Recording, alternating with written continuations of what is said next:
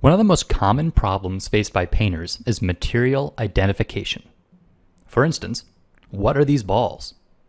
Without scale reference or context, all the viewer has to go on is the way that the materials reflect light. So in this video, I'm going to explain the importance of glossiness, where to look for it, and I'll suggest an exercise that'll help you hone your eye. So if you guess that these are both photos of ping pong balls, you'd be halfway right. I actually cheated a bit and hid one important component of the image on the left, so I'll now reveal it.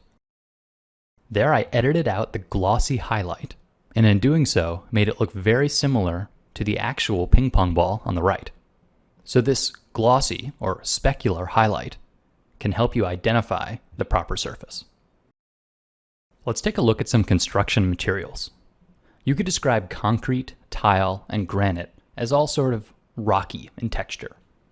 But when you see them here at a steep angle, their glossy highlights tell a different story. When I hide the color information and make it a grayscale image, it'll become even more evident. See how much sharper the glossy highlight is on those polished materials? Whereas the ceramic tile has a much softer transition from the highlight to the midtone. Also, notice how the polished concrete has sort of a medium scale rippling across the surface? Well, you can actually only see this detail where the glossy highlight describes it. So in that way, a glossy highlight is incredibly important to showing off the form. Because if all you could see of this polished concrete was the bottom third of the image, it would look rather flat.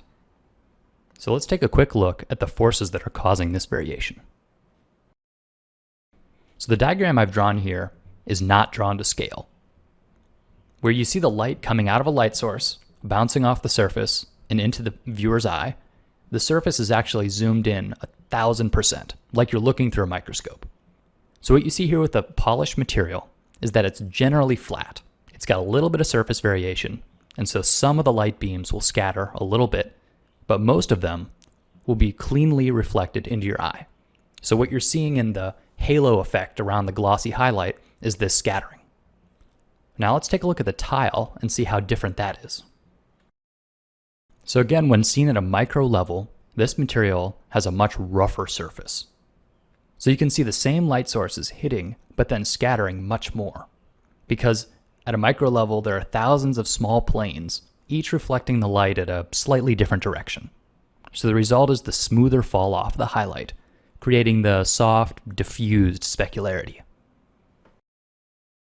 So when it comes to painting, the characteristics of your glossy highlights can make a profound difference. So here I copied a simple gray ball 5 times, and then painted a different glossy highlight on each. So everything else about them is identical. But despite this, each indicates a different material, and your brain goes a long way to fill in the rest of the information.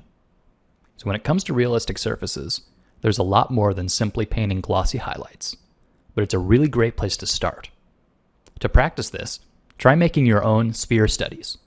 So grab a variety of photo references of all sorts of different materials, from very flat to very shiny, make them black and white, and then on each sphere, simply try and reproduce the glossiness seen in each photo. So you don't have to worry about any of the rest of the texture, just the glossy highlight. So this sort of study is a fantastic way to analyze texture and to train your eye to see critically.